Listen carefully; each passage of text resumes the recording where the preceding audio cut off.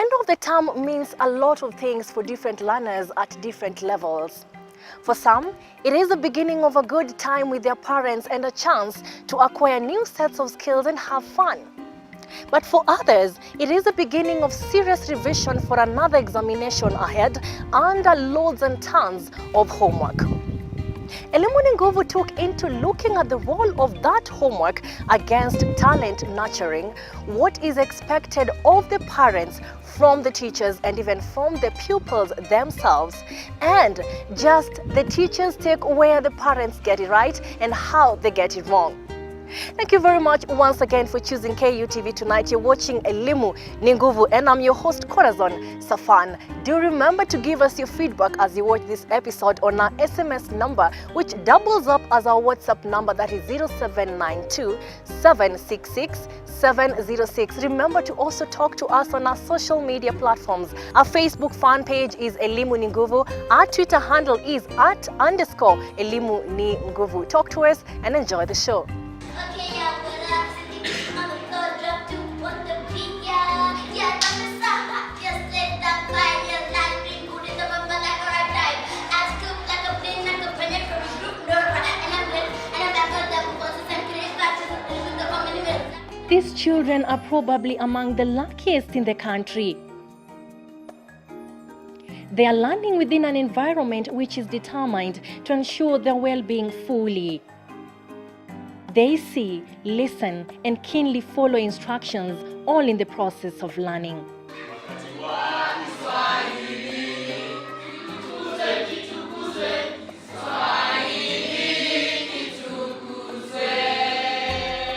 Within this process, each of them begins to expose their talents, gifts, and various abilities at very early stages.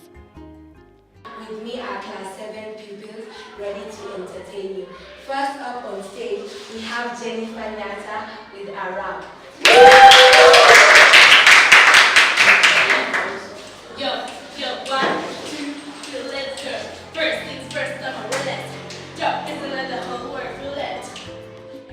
Research has indicated that children whose talents are identified and nurtured at an early age become exceptional pillars in the society.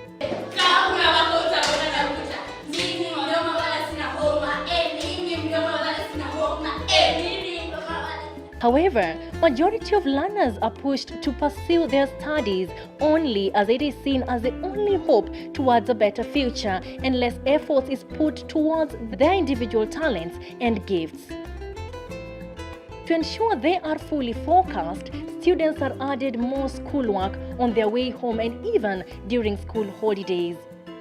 Many may argue it keeps the children busy while at home, and it also makes them not to forget what they were taught back in school. But what is the teacher's take on this? I'm a teacher in Nairobi Christian Academy. Nairobi Christian Academy is a full developed school. It has both preschool and primary. I teach the preschool section. What are some of the activities that you do at the preschool level in molding the child? Okay.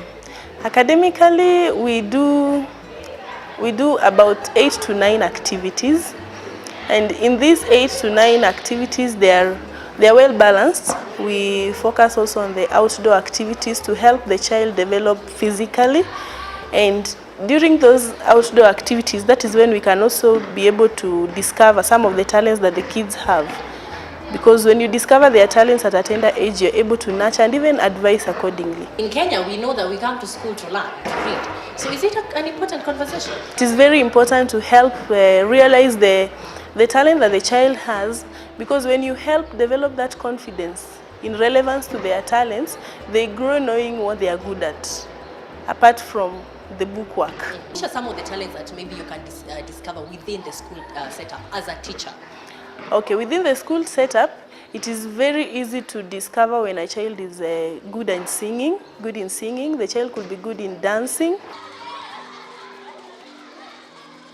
The child could also be good in, articulation and even just that self-confidence. So that helps you to give the child opportunities for them to air their experiences out and even to explain, give feedback as per what happens home in the school setup.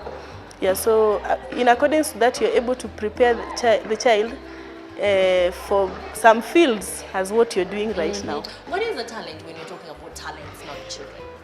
Okay, now generally, a talent is that thing. Now, if we look at it in a broad perspective, is something that I, as a teacher, if I discover it in a child, I can have the interest of nurturing that child to grow more in that area, because this is something that can actually help this child in future, apart from book work, to probably put food on the table. On the table. Yes.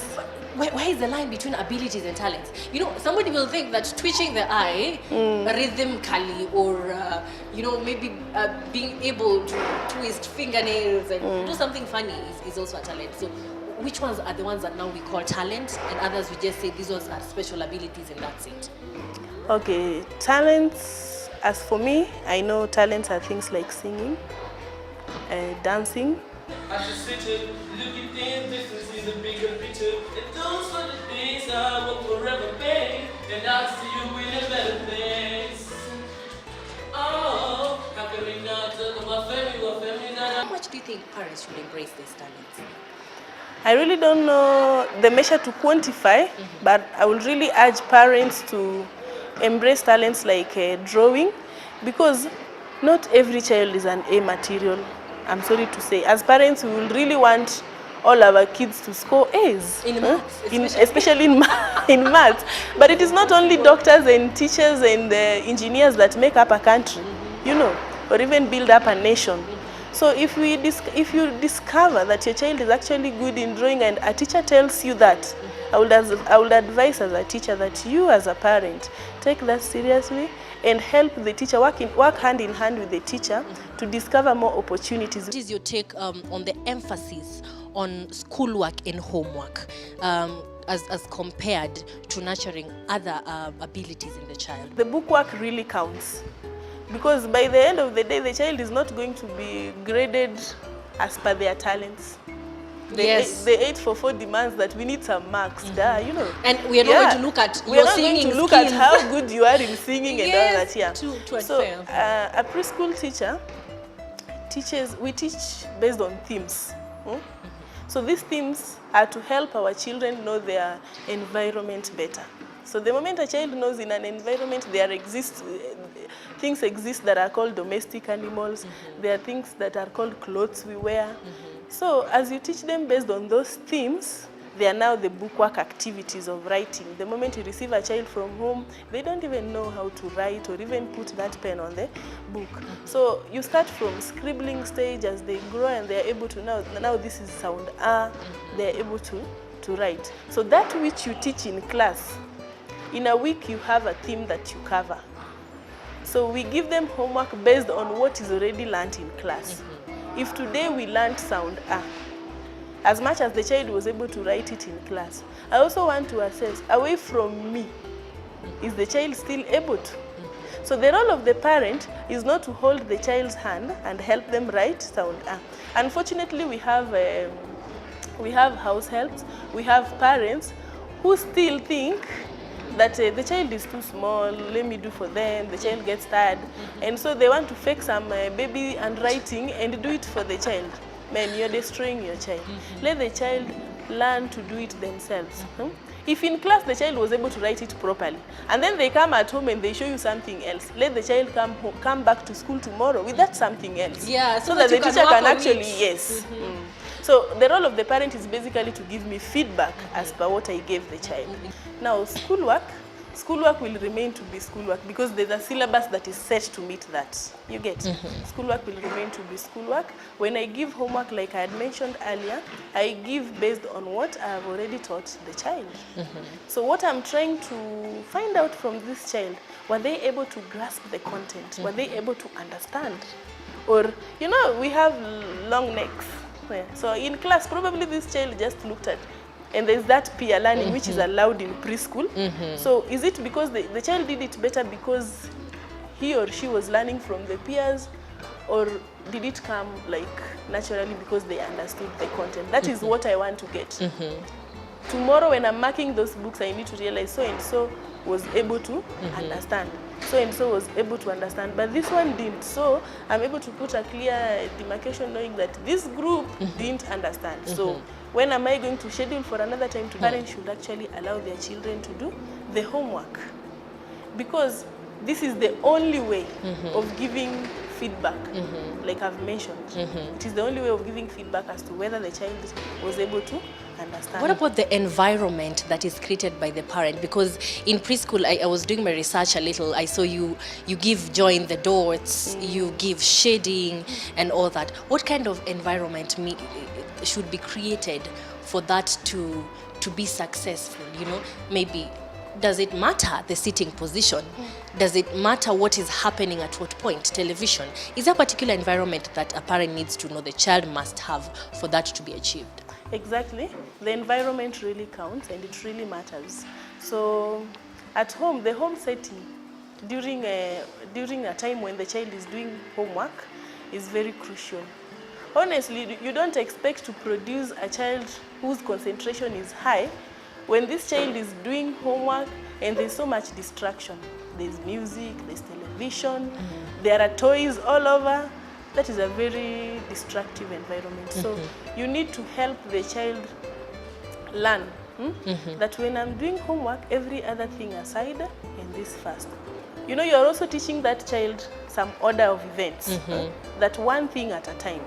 So you can't be having television on, there's music there, there are kids playing all over, the toys are there, and you expect this is a child, for Christ's sake. Let the children be children. And because you want them to be children, you're the one who is going to nurture that. From your angle as a teacher, what is the difference between a child, academically, a child who is helped by the parents in things like doing homework and nurturing their abilities, and one who is left alone the whole time to do things on their own and nobody really cares? Can you see a difference in terms of growth? There's a very clear difference. That child whose parent is concerned, not necessarily helping them by doing for them their homework, but that parent who is there for the child, brings the child to school, follows up on matters pertaining to the school, talks to the child about their day. There's a very clear difference from that child with the one who is left. This is a child who will come to school. Today, they have one shoelace, the other one is not on, because nobody cares. Nobody realized. Today, this week, they have a tie, next week, they don't have, you know. So what are you communicating to this child? It is okay to be responsible. It is okay to matter around, like you do what you want at your own time. Now, is this a child who is going to grow knowing that there are some laws that governs a country?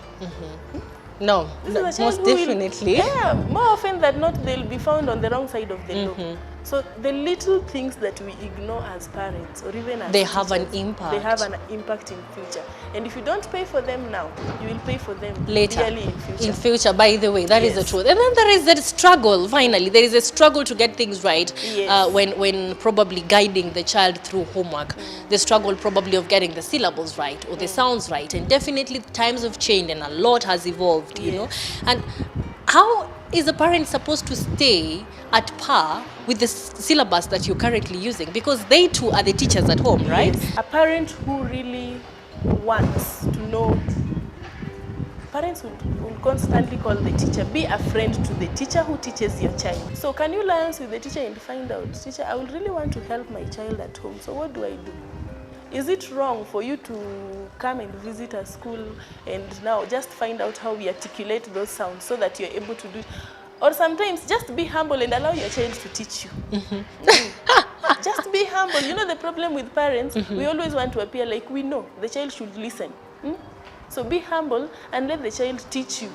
And if you are not sure, now pick up your phone. Nowadays we are actually lucky, we have phones. Pick up your phone, call your teacher and ask, man, I'm finding this to be funny. The child is telling me, boo, do. Is it proper? And if the teacher tells you it's proper, then you need to buy that child a chocolate. We want to give them a privilege of knowing at least what has changed. Just by watching this show, maybe they will have known what is it that has changed from their time to our time. So maybe just give them a 2 minutes lesson. I know sounds have changed, so maybe you can begin from sounds. What is the difference from what we had and what we have right now? Initially, you will be taught A, B, C, D, E, F, which every parent knows up to Z. Right now, we use the sounds.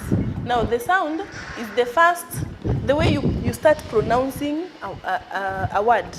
If what I'm sitting on is a chair, chair.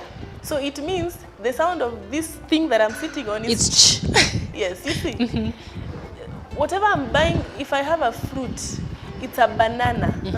Banana, the first sound that starts is b.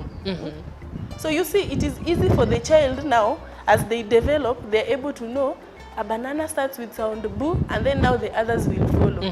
I really don't know what magic our teachers used, because you will be told B, and eventually you need to form it into No, a we were banana. sharp. We were sharp. So maybe let's just take it from the top. I know nowadays we used to have A for apple, but now we have A for apple, B for ball, Q for cat, D for dog, E for egg, for fish, G for girl, H for hat, E for ink, G for jug, K for kite, L for leg, M for mat, N for net, O for orange, P for pot, Q for queen, R for rat, S for sun, T for tap, A for umbrella, V for van, U for watch, X as in box, E for yam, Z for zebra.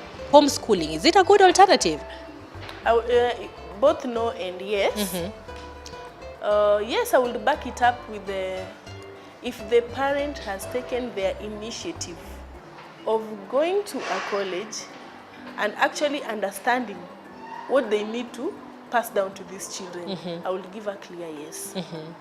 The other bit of no, whereby now my no outweighs yes, is if the parent is just using a general knowledge of what they need, you know, that is post-dated, you know. And the other good thing, as much as the parent could have the knowledge on how to pass it down to the child, that child's social life is very crucial. Allow them to come to school so that they mingle with other children. Be beaten and beat others. Yeah, beaten and beat others. Learn how life is so unfair. You know, life is very fair in your home. But Yeah, if you mingle, it's fair. Very fair, because you're protected, you're well taken care of. And now you come and meet this other person, like we were saying earlier. Nobody cares at home. So what does she or he care? Talk to the teachers and even the parents who have misused homework. Well, thank you very much. My advice for the parents in relevance to homework, like I had mentioned earlier, is please liaise with the teacher who teaches your child, and get to understand from where are they coming from.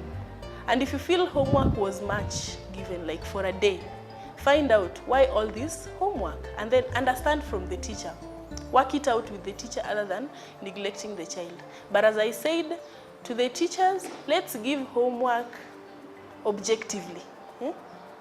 Like, check out what you've taught and give the child according to what they have learned and even ability. Yes. And parents, again, please stop doing the homework for the children. Let the children do what they can do. Let them start from what we call madhogodhanio, and then eventually just find the joy of seeing your child growing from one level to another. Thank you very much, Teacher Eunice. It has been wonderful. Asante. Karibu.